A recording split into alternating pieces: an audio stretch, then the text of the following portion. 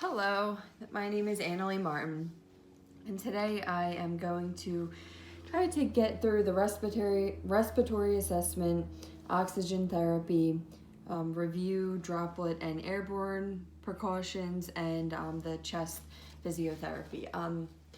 So for the respiratory assessment, you are going to want to first usually you'll want to inspect, so you're going to want to look at the color, the shape, the chest, like do they have like a barreled chest, like are the respirations the normal range, which is the 12 to 20 per minute, are their breaths like smooth and even, or are they kind of like all different, do they kind of vary. Then you're going to auscultate, and you're going to listen. Now that is usually done, you're going to want to listen to the bronchi up here, and then you're going to want to do like a ladder, like a ladder pattern, going down their this area, and then you're going to want to do that on their back as well. And when you palpate, you're going to want to stick your hands like right back here, and that will help you to be able to feel for any like masses or sensitivity. You're also going to just want to palpate the other areas of the lungs to just check for expansions, any vibrations, and you're also going to want to make sure that you feel the temperature. Some abnormal sounds that you may come across may be like wheezing, which is kind of like that musical squeaking. Usually I've heard of that being heard with asthma. You may hear some rhonchi, which is going to be kind of like bronchitis. It's more of like a snoring quality, and those crackles, which is going to be more of like that bubbling and crackle sound. You may also hear strater, which is going to be like a harsh and loud. That's like when there's like a foreign body, like some type of foreign body that's in the airway.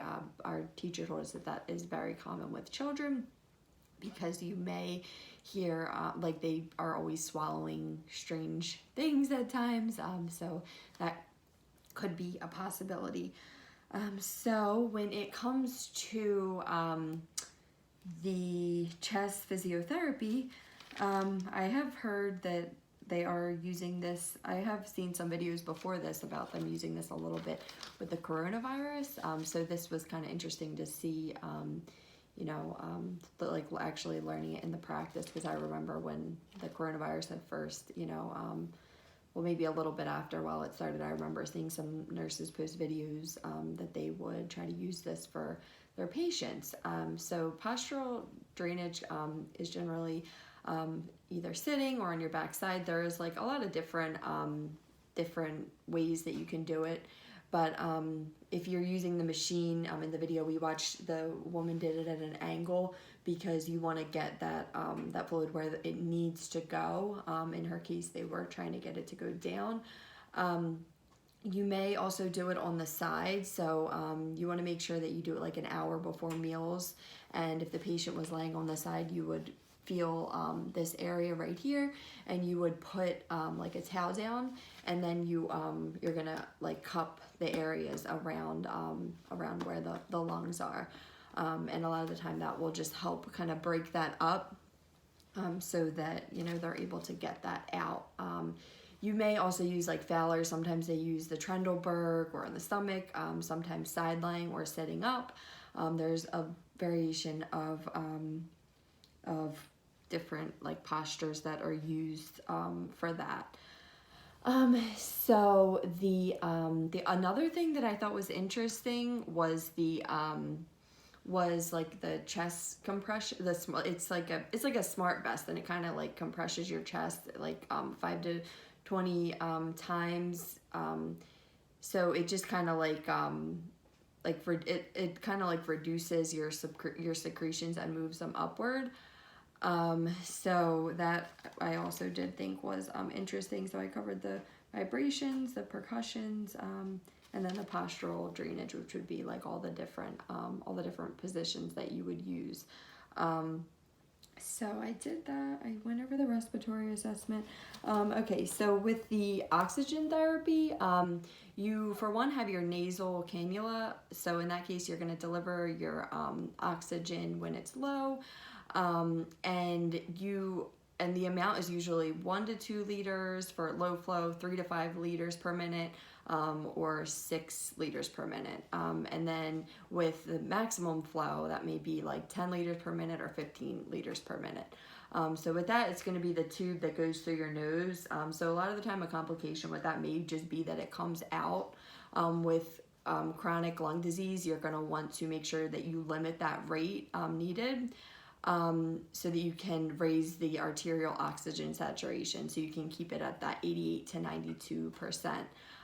Skin integrity is going to be a big thing that you want to worry about, because you figure if that's like on your nose and behind your ears, you could develop pressure ulcers. So I did see where sometimes they would put like a little like cover on the back, something soft that will just make sure that the patient doesn't get those pressure ulcers. So with a simple face mask, you are going to be able to get simple to a moderate amount. For the low flow, it's 5 liters per minute. And that mask has the holes on the side so that the exhaled air is able to escape. And with a non-rebreather mask, that is, I've always heard of that. If I'm wrong, just let me know. But when I think of that, I think of my fiance is a paramedic, and that's like the most common thing I hear him talk about with the non-rebreather, that he uses that in like in emergency situations to help them breathe.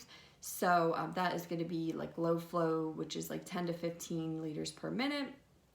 And in that case, you want to maintain your flow rate, and so that the reservoir bag does collapse like slightly when you during respiration.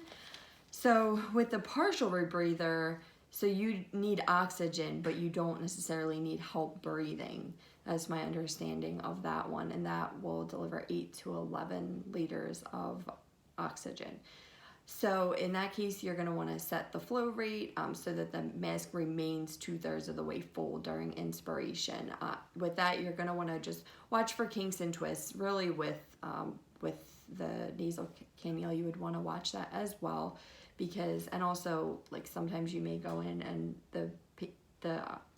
it may be out of the patient's nose in that nasal cannula one. So that's another thing you want to keep an eye on. Are they wearing their oxygen?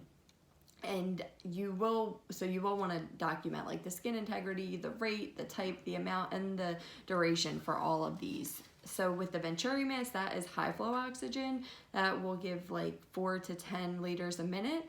So you're going to need your oxygen source, which is probably going to be, in our case, in the hospital, that you would hook up to that. And you want to make sure that those air intake valves are not blocked, and you want to monitor the flow rate that is ordered. Now with contact precautions, I did have to look back at these because it has been a little bit for those. But I know with the contact precautions, that's going to be like things like MRSA, C. diff, and like lice, scabies. So in that case, you are going to want to make sure that you don't need to be in a negative pressure room. You're going to want your gown and gloves. You are going to want to make sure that you also wash your hands with soap and water. With the droplet precaution, since that is more going to be more airborne, like that could be with things like influenza. In that case, you also don't need to be in a negative pressure room. You're going to want to have your gloves, your gown, your surgical grade mask, because they are droplet. So you are also going to want to make sure that you, as always, wash your hands with face and water. Sometimes you may need a face shield.